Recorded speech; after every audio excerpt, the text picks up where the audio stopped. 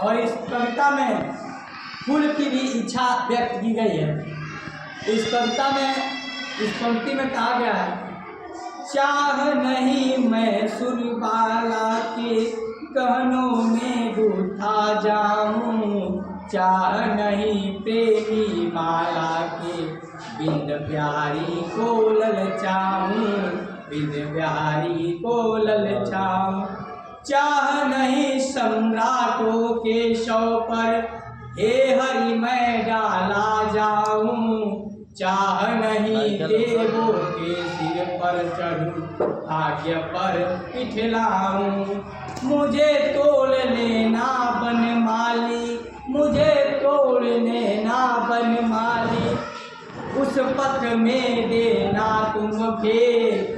मातृभूमि पर शीश चढ़ाने, मातृभूमि पर शीश चढ़ाने, जिस पथ पर जावे वीर अनेक, जिस पथ पर जावे वीर अनेक।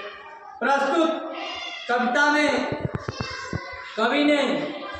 अपने देश के प्रति यानी उसमें कवि स्वयं को यानी अपने आप को पुष्प मानकर यानी फूल मानकर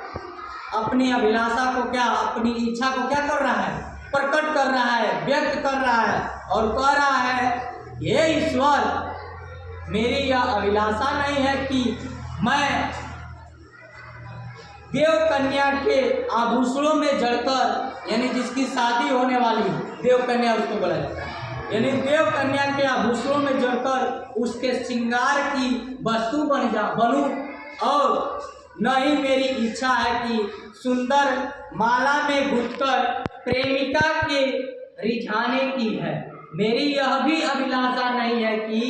मैं सम्राटों के पथिक शरीर पर भी चढ़ाया जाऊं, और न ही मेरी इच्छा है कि देवों के मस्तक पर सुशोभित होकर गर्व से इतलाने की है। हे वनमाली, हे वनमाली, हे जो वनमाली होती है जो फूल को गूंथती है वनमाली कहा जाता है। हे वनमाली, तू मुझे उस पथ पर छोड़ देना यानी तोड़कर फेंक देना जिस रास्ते से पथ माने रास्ता यानी जिस रास्ते से मातृभूमि यानी अपने देश की रक्षा करने के लिए जो वीर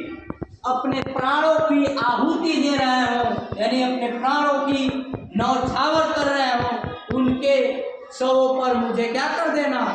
उनके शवों पर, वीर सैनिक के शवों पर जो हमारे देश की रक्षा करते हैं, वीर सैनिक के शवों पर क्या करना, उनके चरणों के स्पर्श को स्वयं को सौभाग्यशाली और गौरवान्वित अनुभव करूंगी, क्योंकि उसके चरणों का स्पर्श देश के बलिदान के लिए सच्ची श्रद्धांजलि होगी। समझ आया?